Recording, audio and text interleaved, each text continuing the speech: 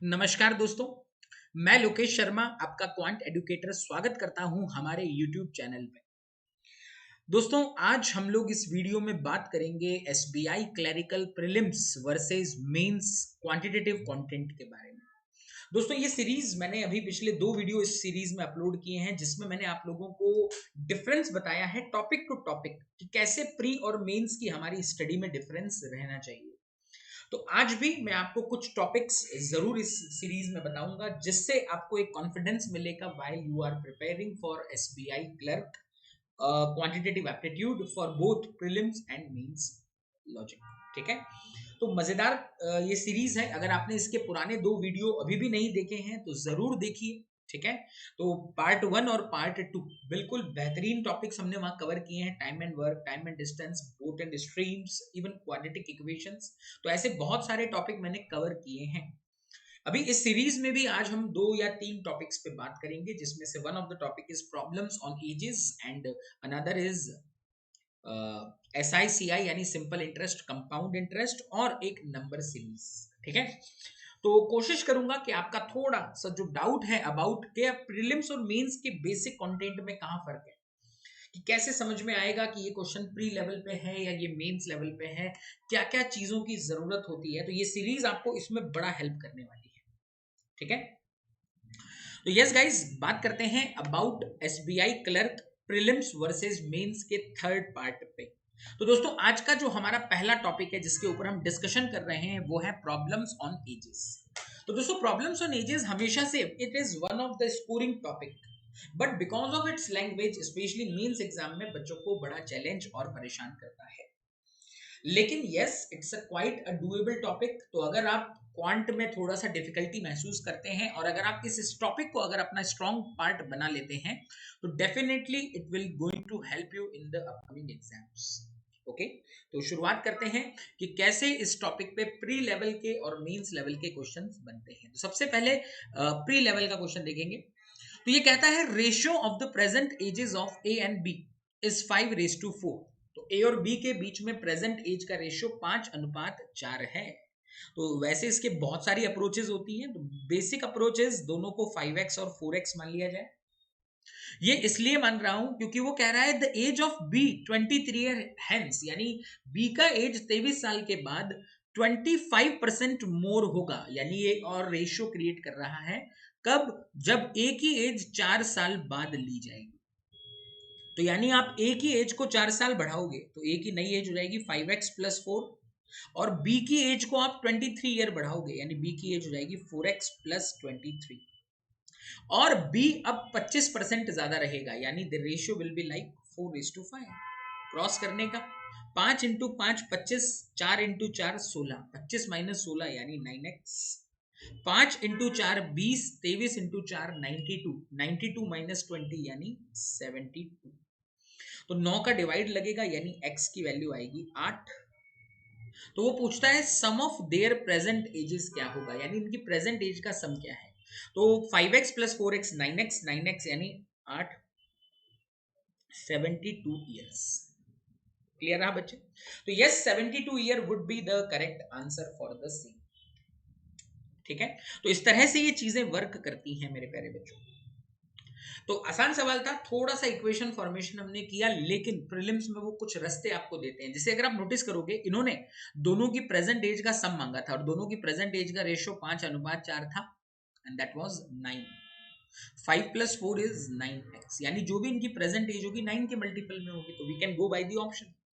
And बहुत बार ऐसा होता है स्पेशली इन द प्रीलिम्स, एक ही ऑप्शन इसमें मिल रहा है।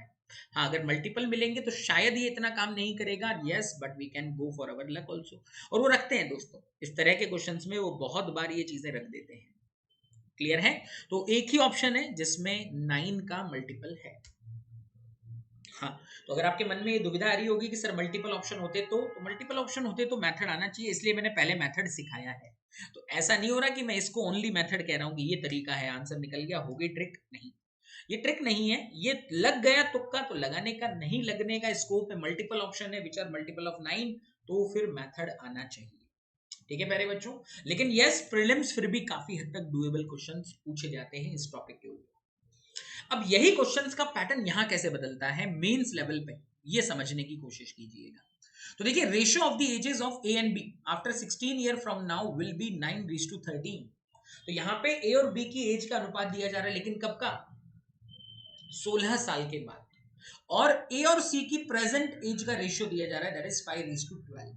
तो अभी बहुत सारे बच्चे इसमें गलत फहमी में रहते हैं कि यार ये 9 और 13 है ए और बी, और ए और सी 5 और 12 है। तो हमने रेशियो में पढ़ा होता है ए कॉमन है सेम बनाओ, बट ये यहां वर्क नहीं करेगा, क्योंकि ये जो रेशियो है ये प्रेजेंट एज का है, और ये जो पहला वाला रेशियो है ये 16 साल बाद का है, यानी टाइमलाइन सेम नहीं है। So we can't apply it directly like that. Okay, तो आपको मेथड से जाना होगा। तो इसको कैसे अप्रोच किया जाता है थोड़ा सा मैं आपको बता देता हूं। तो देखिए, ए और बी का रेशियो 9 और 13 का है, 9 और 13 है, यानी इनकी एज को 9x 13x मान लेते हैं। तो प्रेजेंट एज क्या होगी? तो ए की प्रेजेंट एज निकल के आएगी 9x माइनस 16, और बी की प्रेजेंट एज निकल के आएगी 13x minus 16। Is that fine? तो ए का present age 9x minus 16, B का प्रेजेंट एज 13x माइनस 16। वहीं पे ए और सी की प्रेजेंट एज का रेशियो दिया जा रहा है, दैट इज 5:12। तो ए की प्रेजेंट एज हमारे पास है 9x माइनस 16, सी की एज निकाल दे इससे। तो 12 से क्रॉस मल्टीप्लाई करेंगे, 12 से इसको मल्टीप्लाई करेंगे, ये आएगा 108x माइनस 192। तो सी का प्रेजेंट एज आता है 108x माइनस 192 अपॉन 5। तो ये हमारे लिए सी का प्रेजेंट एज आ गया है। Got it? इसके बाद ये आपको कहता है the average of the ages of B and C after 6 year will be 48। तो बी और सी का एवरेज एज 48 है, लेकिन कब? 6 साल बाद। तो प्रेजेंट कितना होगा? 42। यानी बी और सी की प्रेजेंट एज का सम आएगा 42, यानी 84। डबल कर देते हैं, करेक्ट है। अब हमारे अजम्पशन के हिसाब से x के फॉर्मेट में हम दोनों की एज आ गई है, दोनों को ऐड कर दीजिए सिंपली। तो b का एज मेरे लिए आया था 13x माइनस 16, प्लस c का एज आया था 108x minus 192 upon 5 is equal to 84।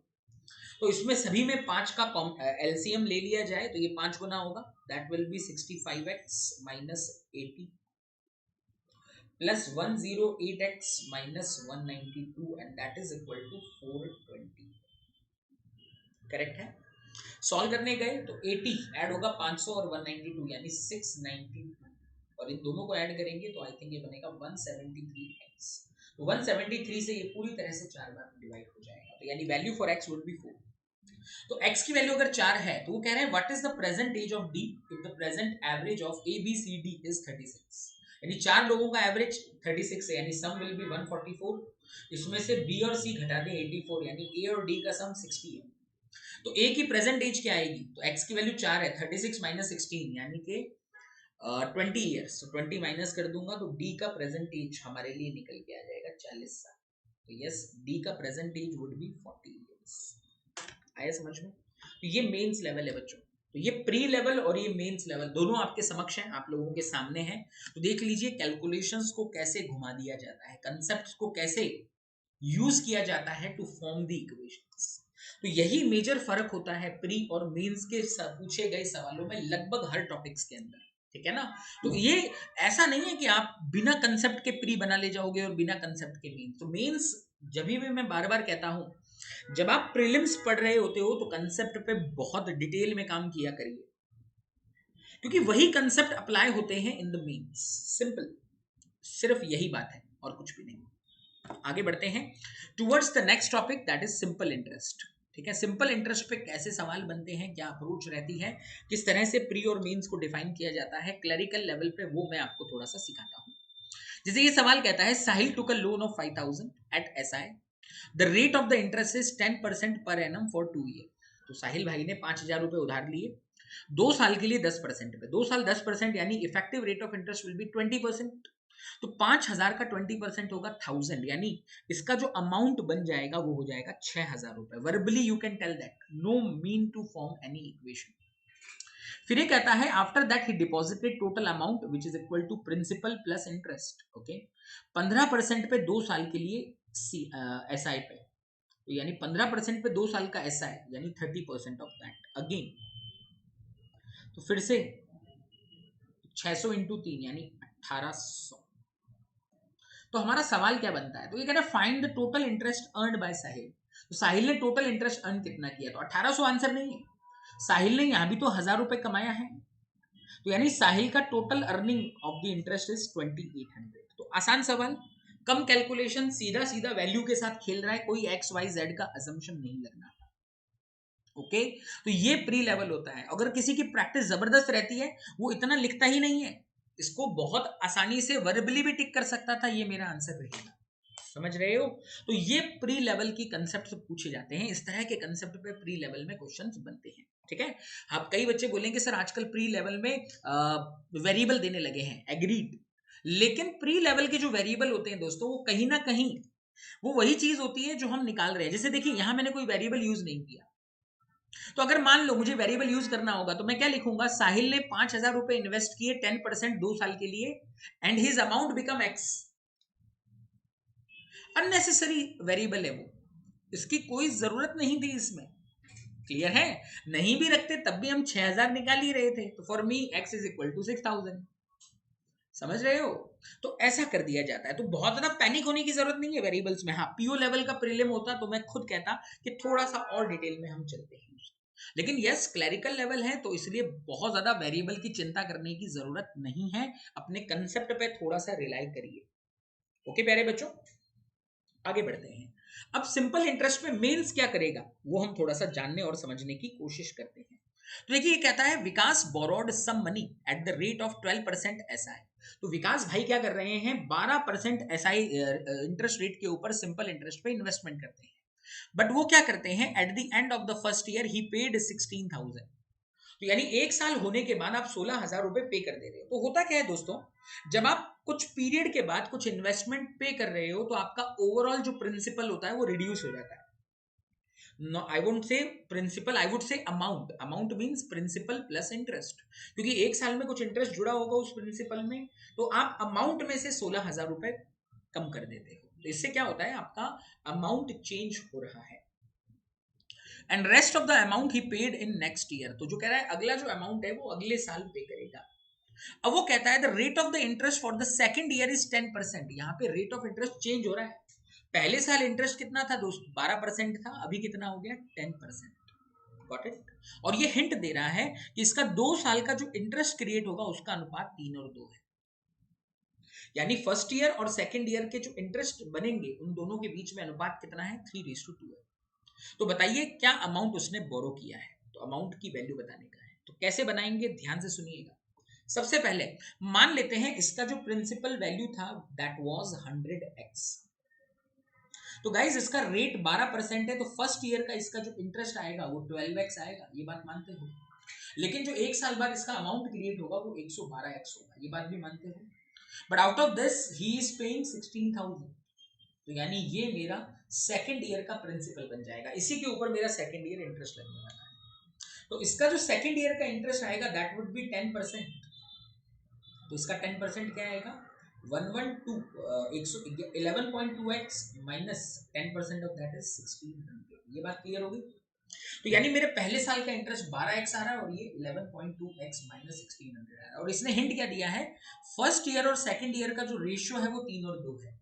तो यानी अकॉर्डिंग टू दिस अगर फर्स्ट ईयर का इंटरेस्ट 12x है, 3 से गया 4 बार, यानी सेकंड ईयर का इंटरेस्ट क्या होना चाहिए, 8x। यानी कि this value has to be equal to 8x। खत्म करिए, 8 को यहां भेजूंगा, 1600 को यहां भेजूंगा, 11.2 minus 8 that would become 3.2x and that is equal to 1600। यानी value for x would come as 500। तो यानी हमारे लिए x का जो वैल्यू आएगा 500 आएगा, यानी हमारा प्रिंसिपल निकल के आएगा 50,000। समझे क्या? हाँ जी। तो ये हो जाता है थोड़ा सा मीन्स लेवल का कंसेप्ट। 2-3 चीजें हुई, पहली बात प्रिंसिपल को अननोन रखा, दूसरी बात दोनों साल इंटरेस्ट चेंज किया, और एक साल के बाद कुछ अमाउंट पे भी कर रहे हो।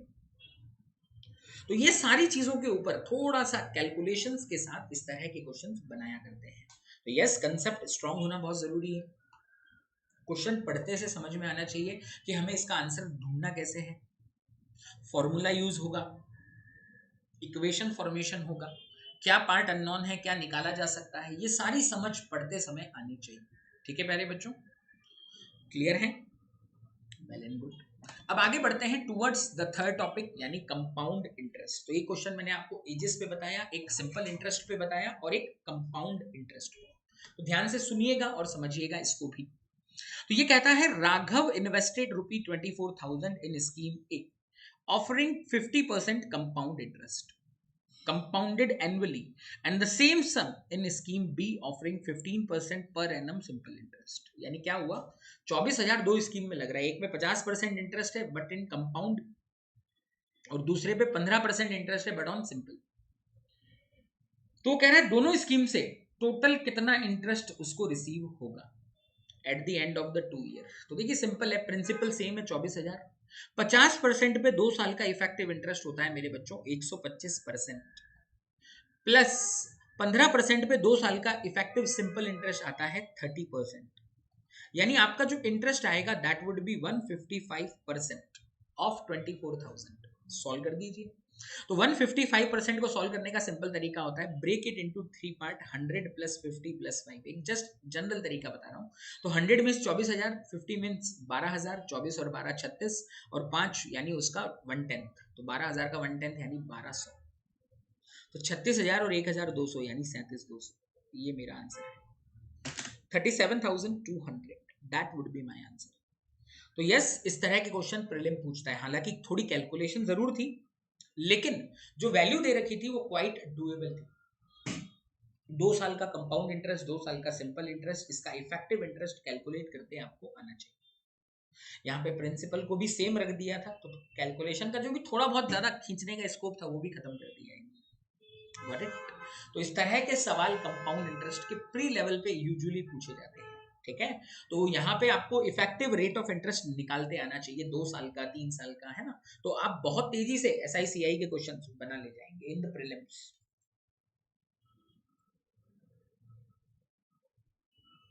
आगे बढ़ूंगा, मेंस में क्या पैटर्न रहता है या क्या तरीका रहता है उसके ऊपर भी हम थोड़ी सी बातचीत करेंगे।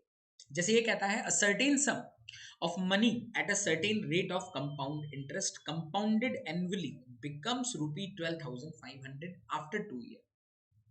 क्या हुआ, principal unknown, rate unknown, time दे रखा है 2 साल का और उसका अमाउंट दे रखा है। Amount means principal plus interest, यानी इंटरेस्ट भी नहीं मालूम कितना आ रहा है।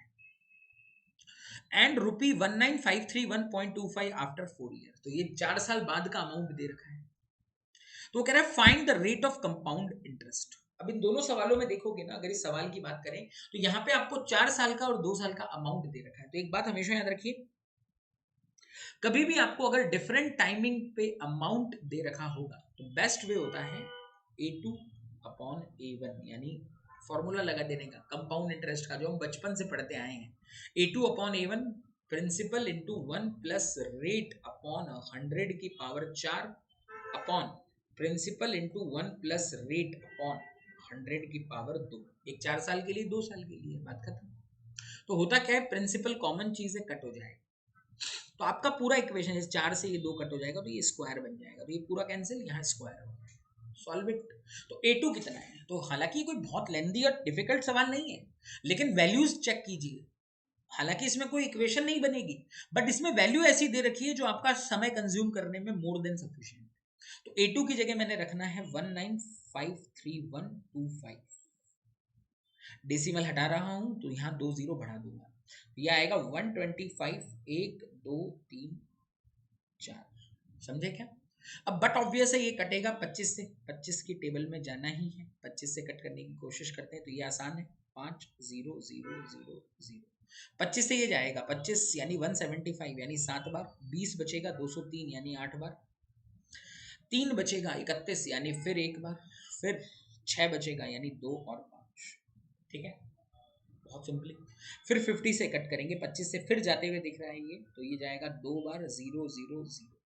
ये फिर 25 से जाएगा तो 3 बार 3125, फिर से 3125 डिवाइडेड बाय 2000। तो फिर से अगर आप देखेंगे तो it will be divisible by again 25। 25 से ये जाएगा आपका 80, 25 से ये जाएगा आपका 125, फिर 5 से कट होगा, ये जाएगा 25, ये जाएगा 16। तो थोड़ा सा सीढ़ी जैसा बन गया है तो घबराना मत। तो ये आ गया 25/16। समझ पा रहे हो मेरी बात को? और हमें पता है यहाँ पे स्क्वायर है, तो क्यों ना इसका रूट यहीं पे ले लूं, यानी 5/4, and that is equal to 1 plus rate upon 100। तो 1 यहाँ माइनस में भेजेंगे, तो 5/4 माइनस 1 यानी 1/4, तो रेट की वैल्यू 1/4 आ गई। तो 1/4 का परसेंटेज कन्वर्जन क्या होता है, 25%, 25%। तो yes, my answer would be 25%। Okay friends, तो देख लीजिए इतना शानदार फर्क रहता है प्री और मींस। कंसेप्ट क्या रोल प्ले करता है, हमारा थोड़ा कैलकुलेशन पे कमांड क्या रोल प्ले करता है, ये सारी चीजें आपको सीखने और समझने को मिलेंगी। ओके बच्चों, आगे बढ़ते हैं। अब आते हैं ऐसे सवाल जहां एसआई और सीआई को मिक्स करके क्वेश्चन बनते हैं। ठीक है, बहुत बार ऐसे सवाल आजकल आने लगे हैं जहां केवल एसआई या केवल सीआई पे बात नहीं करेगा, दोनों को मिला के बात करेगा।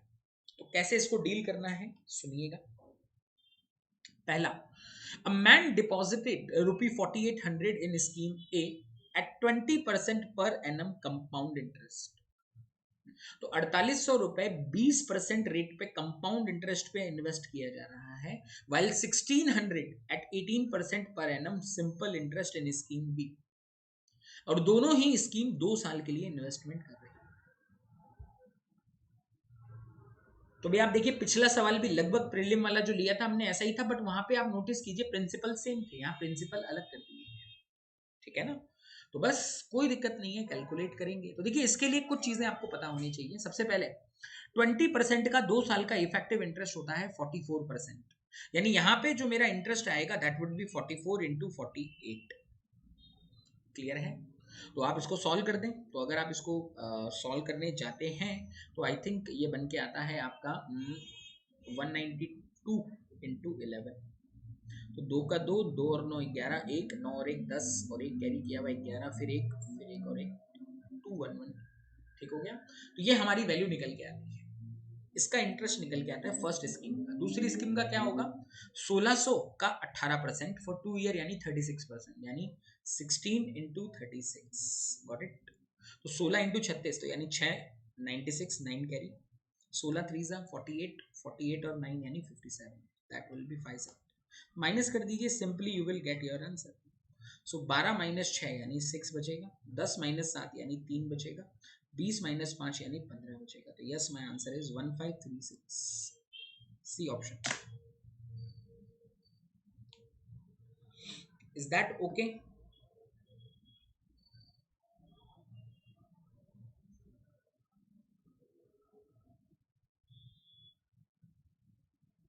क्या ये पार्ट सभी को क्लियर रहा है क्या?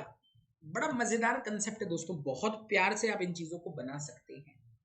आगे बढ़ना चाहूंगा सेम वे से।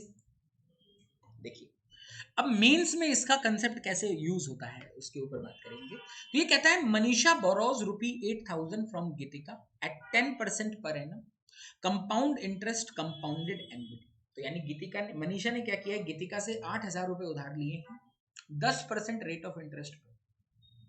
फिर कह रहा है at the end of every year she page ₹3,000 and at the end of the 3 year she page all the amount. तो यानी 2 ही बार ऐसा हो पाएगा, फर्स्ट ईयर के एंड पे, सेकंड ईयर के एंड पे, और थर्ड ईयर के एंड पे तो उसको बचा हुआ अमाउंट पे करना होगा। तो कह रहा है how much amount does she pay at end of the third year. तो कह रहा है 3 साल के एंड पे उसने कितना अमाउंट पे किया है। तो निकालते हैं। तो देखिए दोस्तों, यहाँ ये सवाल मेंस में क्यों पूछेंगे, क्योंकि ये सीधा कोई फॉर्मूला लगा के या फिर किसी तरह से इफेक्टिव रेट ऑफ इंटरेस्ट से नहीं बनने का, इसमें आपको स्टेप बाय स्टेप थोड़ा सा जाना होगा। 8,000 रुपए आपका प्रिंसिपल है, 10% आपका रेट ऑफ इंटरेस्ट है, यानी 1 साल बाद आपका अमाउंट क्या बनेगा, 8800। भाई 800 रुपए इंटरेस्ट, 8800, लेकिन आप इसमें से 3,000 पे कर दे रहे हो, यानी आपका 1 साल के बाद अमाउंट क्या रह जाएगा, 5800। अब ये इन्वेस्ट होगा तो इस पे कितना अमाउंट इंटरेस्ट मिलेगा, 580 मिलेगा, यानी 2 साल बाद आपका अमाउंट क्या बन जाएगा, सो दैट विल बी 6380। और आप फिर से इसमें से 3,000 पे कर दोगे, यानी वैल्यू बच क्या जाएगी, दैट विल बी 3380। और अगले साल फिर से इसका 10% जुड़ेगा, यानी 338। तो 8 और 0 8, 8 और 3 11, 1 33 और 3 36 और 1 37। तो यानी तीसरे साल के एंड पे क्या अमाउंट रह जाएगा, तो दैट विल बी 3718। बात खत्म। So that's why it would be my answer, 3718 will be my correct answer for this. समझ में आई क्या बात? तो ये पहले साल के एंड पे हुआ, ये दूसरे साल के एंड पे हो गया, ये वैल्यू रह गई, और ये तीसरे साल के एंड पे बच गया। Are you okay with that? तो मेंस लेवल पे इस तरह की चीजें चेक की जाती है। क्या आप अपने कंसेप्ट्स को यूटिलाइज करते जानते हो? ऐसा सिमिलर क्वेश्चन मैंने आपको एसआई के अंदर भी बताया था, और यहाँ पे भी सीआई के ऊपर भी इस तरह के क्वेश्चन बन जाते हैं। सो आई होप आप लोगों को ये चीजें समझ में आई होंगी, ये डिफरेंस समझ में आया होगा। प्री और मेंस की कैलकुलेशंस में, क्वेश्चंस की लॉजिक में काफी फर्क आ जाता है, ठीक है ना? और ऐसा नहीं है कि ये बाद में सीखोगे, पहले बेसिक बना लो, ये साथ में जब आप पढ़ रहे हो प्री प्लस मेन साथ में पढ़ के खत्म कीजिए, ठीक है ना? ऐसा ही एक और मजेदार क्वेश्चन हम सिखाते हैं अबाउट नंबर सीरीज। तो देखिए प्री लेवल की जो नंबर सीरीज होती है, तो मैंने जानबूझ के ऑड मैन आउट सीरीज का एग्जांपल लिया है, क्योंकि बच्चों के लिए यही थोड़ा सा ट्रबल का खेल करती हैं। तो देखिए ये देख के समझ में आ रहा है, नंबर सीरीज में जो लॉजिक रहेगा that will B for differences. तो यहां देखा 12 और 8 18 में 6 का डिफरेंस है, 18 और 30 में अगर हम देखें तो 12 का डिफरेंस है, 30 और 48 में 18 का डिफरेंस है, 48 और 102 में 54 का डिफरेंस है, और 102 और 98 में 96 का डिफरेंस है। समझ पा रहे हैं? आदि तो ये हमारे लिए चीजें निकल के आती हैं। तो किस तरह से इसको अप्रोच करना है, कैसे इसका लेवल समझना है, तो क्या पैटर्न रहेगा वो हम थोड़ा सा आइडिया लगाएंगे। तो हो क्या रहा है, 6 से हुआ 12, 12 से हुआ 18, 18 से हुआ 54, 54 से हुआ 96, क्या लॉजिक है? तो इसका एक तरीका समझा दे रहा हूं। तो अगर तरीका इन द सेंस एक लॉजिक अगर आप पकड़ पाए, 6 से हुआ 12 अच्छी बात है, तो 12 से 18 फिर 6 ही बढ़ा, तो कोई ऐसा लॉजिक नहीं है। 1.5 गुना अगर हम देखें तो ये भी 1.5 गुना, ये भी 1.5 गुना, तो सेम पैटर्न फ्लो। 1.5 गुना तो ये भी नहीं है, हाँ 1.5 गुना है, तो 1.5 गुना तो ये भी नहीं है, डबल हुआ 1.5 गुना, 3 गुना, सीक्वेंस नहीं। तो यहाँ पे बढ़िया पैटर्न जो मुझे दिखाई दे रहा है, 6, 6 का डबल 12, 12 का डबल अगर यहाँ 24 होता, और 24 का डबल यहाँ 48 होता, और 48 का डबल 96, तो आई थिंक ये पेयर कंप्लीट होता। और रॉन्ग नंबर को जज करने का सबसे बढ़िया तरीका होता है, अगर डिफरेंसेस पैटर्न है तो जो नए नंबर आ रहे हैं उनको ऐड करके देखो, वो पुराने के बराबर होनी चाहिए। जैसे 18 और 54 72 है, 24 प्लस 78 48 भी 72 ही है, यानी हमने सही पैटर्न को क्लिक किया है। ये बहुत इंपॉर्टेंट होता है, चेक करना। ओके, तो यस यहाँ पे रॉन्ग सीरीज कौन होगी मेरे बच्चों? 48 होगी, 102 नहीं, 48। Got it? अब मेंस में क्या अलग हो जाता है अभी, क्योंकि ये बच्चे सब करते हैं, आप लोगों को पता है इस तरह के सवाल पूछे जाते हैं प्रीलिम्स में बहुत अक्सर। अब हम मेंस में क्या फर्क हो जाता है, तो मेंस में फर्क आ जाता है ये डायरेक्शंस का, ये डायरेक्शंस के ऊपर खेल जाते हैं। जैसे ये सवाल कहता है the following number form a series, तो आपको एक सीरीज दी है, इसमें एक पैटर्न है, तो वो कह रहा है there is an odd number in the series, तो इस सीरीज में एक ऑड नंबर है। फिर ये कहता है another series is formed using the same pattern, यानी आपने इससे एक और सीरीज बनानी है, तो दी नहीं है, बनानी है आपने, उसमें पैटर्न वही होना चाहिए जो इस पहली सीरीज में है। And the series starts with the wrong और द ऑड नंबर, यानी जो भी आपका ऑड नंबर रहेगा, सपोज 100 ऑड है, तो सीरीज स्टार्ट विद 100 होनी चाहिए, और उस सीरीज का 4th नंबर हमें बताएं क्या होगा। Got it?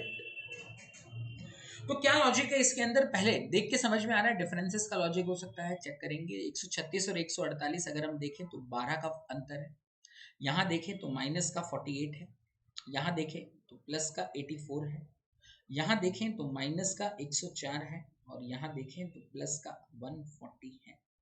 Got it? तो लॉजिक क्या दिख रहा है, तो देखिए 12 का मल्टीपल है ये दोनों, बट ये नहीं है, तो यहाँ गलती हो सकती है, चेक करते हैं। जैसे ये 12 इंटू 1 है, ये 12 इंटू 4 है, ये 12 इंटू 7 है, तो क्या यहाँ 12 इंटू 10 आना चाहिए था, और यहाँ 12 इंटू 13 आना चाहिए था। 12 इंटू 10 होता है मेरे बच्चे 120, और 12 इंटू 13 होता है 156, तो प्लस का 156 माइनस का 120, डिफरेंस इज 36। 104 और प्लस 140, डिफरेंस इज प्लस 36। तो yes we are thinking in the right direction. तो यहाँ पे 120 बैठना, मतलब 120 का माइनस होना था, यानी the number has to be here is 64। Got it? ये फर्क। अब आपको करना क्या है, क्वेश्चन यहाँ खत्म नहीं हो रहा है मेंस में, वो कह रहा है ये जो रॉन्ग टर्म थी 80, इससे एक नई सीरीज बनाइए। पहली टर्म 80 होगी और पैटर्न वही रखना है। तो प्लस और माइनस के पैटर्न की खासियत होती है, अगर प्लस और माइनस का पैटर्न है दोस्तों, जैसे यहाँ एडिशन सब्ट्रैक्शन में ही सीरीज छुपी हुई है, मल्टीप्लाई नहीं हो रहा, डिवाइड नहीं हो रहा, तो इस केस में बड़ा सिंपल होता है, इसने फोर्थ टर्म मांगी है। तो फोर्थ टर्म हमारी ओरिजिनल सीरीज में 184 थी, यहाँ 136 थी, यानी इनके बीच में 56 का अंतर है। तो आप देखो इन दोनों के बीच में क्या अंतर आ रहा है, 136 और 184 में 48 का अंतर है। तो इसकी भी फोर्थ टर्म और फर्स्ट टर्म में 48 का ही अंतर होगा। तो 80 और 48 अगर आप देखें तो ये होगा 128। Yes, answer is 128।